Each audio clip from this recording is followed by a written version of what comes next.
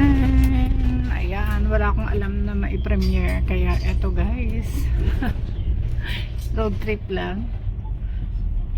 Shout out sa ating lahat na nandito. Good morning, good morning. It's happy Thursday. Ayan, ang ganda ng Hong Kong. Malit lang ang Hong Kong pero medyo madami din ang ang population ba. At saka ang mga, tingnan niyo ang mga road guys, oh, ilang multi-level, ilang road yan. Dito sa baba, ayan yung train. Tapos dun sa taas, dalawa. Tatlo pala yung sa taas, oh, tatlo. Ayan, tingnan niyo, tatlo yon. Tapos dito sa baba, ayan yung daan ng train. Tapos daan ng train, tapos dalawa doon. O, tignan nyo, dalawa dyan, tatlo sa taas, di 5 na. Plus, ayan, 6 level, guys. Grabe ang galing. Ayan, o, tignan nyo, yung sa taas yun, tatlo yun, guys, tatlo. Tapos, dalawa yan sa taas. Isang train at mga sasakyan. Tapos, dito sa baba, ayan, tingnan nyo nito, ang daming, ito yung crossing ba, oh. Ayan, ilang, na yan, ang lawak po. Ayan, dito ang ating direction. Ang direction natin is papunta sa Sai Kung. Sai Kung, papunta ng, iba't ibang places. Dito tayo sa Kowloon side, tinatawag na Kowloon side. Ayan, so mostly ang mga nakatira dito is like in middle families. Ayun. Masasabi natin nasa middle kasi maraming mga mostly dito guys, dito sa may Kuntong area, kaya pala ito is mga government housing. Ayan, hindi mo masasabing you are poor when you are in a government housing, although talagang yun naman talaga ang parang marka ba ang tinatawag label, kasi hindi ka makakuha ng housing kung over ang inyong income. Ibig sabihin merong limit kung para maging eligible ka to apply and get the housing. Ayan. But after na makakuha ka, you can, yung salary mo is wala nang problema. So nakikita mo ang mga nakatira diyan sa mga housing, ang gagara ng mga sasakyan, at syempre marami ring mga may pera guys. Kasi syempre guys, tipid. Ang mahal kaya ng rent dito sa Hong Kong. Like nasabi ko naman, yung like size ng aming bahay is napakaliit, like almost 500 square meter.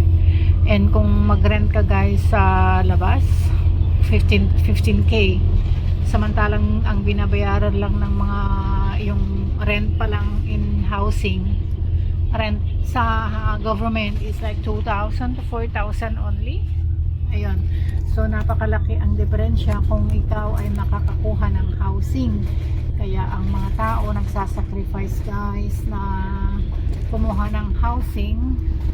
Ayan, talaga namang dadaan ka sa medyo napakahirap na pamumuhay, kasi syempre hindi ka pwedeng over limit sa income, at hindi rin pwedeng makita sa iyong bank account ang mga perang papasok. Ayun. So syempre guys, ayan, kung hindi kaya ang bibili ng flat, ang mahal kaya. Ang problema dito guys, yung ewan ko kung 10% na yung 10% na equity ba ang kailangan kasi. So ayan, dito na tayo guys, lagi nyong nakikita sa aking premiere. Papasok na tayo dito sa may Lam Tin. Ayan, napaka-efficient ng mga tao. Alam nyo guys,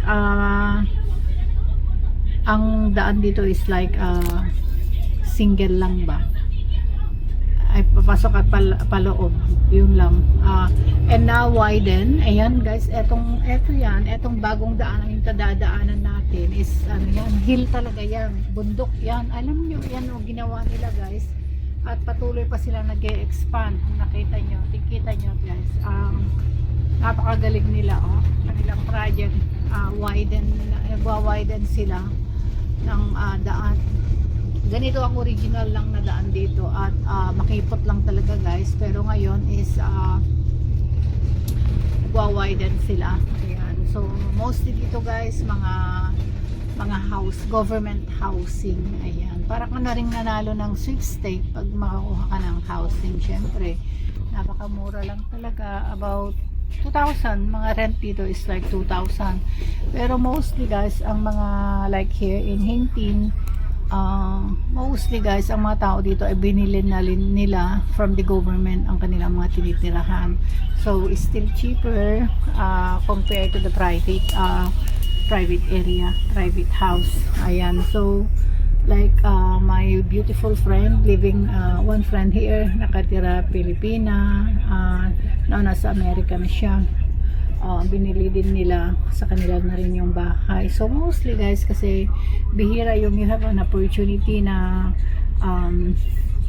pwede mong bilhin yung flat na binigay sa iyo ng government, na inallocate sa iyo ng government. Ayun, bibihira at wala na atang open na like i-convert ba na pwede mong bilhin, kasi nung inallocate ang flat sa amin like us is for rent lang, and then after a year binigyan kami ng notice na kung gusto naming bibilhin. So after a year din binili na namin yung aming tinitirahan. Ayan guys, kasi it's a big opportunity na magkaroon ng sariling bahay. Syempre although na it's under government housing, but it's still cheaper guys, kasi hindi ganun ka-easy na ma-afford ang bibili ng private housing. So ayan guys, dito naman sa hill na ito yung Lambton Park, na kung saan guys merong Wilson Trail, yung sa hiking ba na connected to the other trail walk in some other places. Ayan, yung sa ano yan, sa bundok yan, behind dyan, sa Saikong na, part of Saikong. And eto guys, malapit na akong bababa sa aking bus stop, ng aming building. Ayan, napakaganda ang mag-stay dito sa amin. It's a bit far from the MTR, like 5 to 10 minutes walk, depende kasi sa speed ng iyong paglakad syempre. But the environment is quite okay guys, napaka peaceful, hindi siya polluted kasi malayo sa, syempre sa pinaka central ba. Ayan, so mga bundok, and ang aming mga view ay harbor view, sea view talaga. Ayan, malinis ang daan, malinis ang environment, ayan, green, napakaganda ang mag-stay rito sa amin. So ayan, bababa na tayo sa bus guys. Ayan, marami ring bababa muna ako kasi Yawlak! Ay, reko, layo na. So, ayan, nakababa na ako, guys. Ayan, napaka-greeny. Tingnan nyo, guys. Ayan, diba? Ang sarap mag-lakad. Yan sa likod, guys, walk trail na yan. Ayan. Maraming mga nagpapalipas ng oras, exercise, yan sa, you know, may tao doon. And dito ang aming building, ayan, na kami ay nakatira guys sa pinakatuktok, doon sa pinakataas talaga, and over the sea view.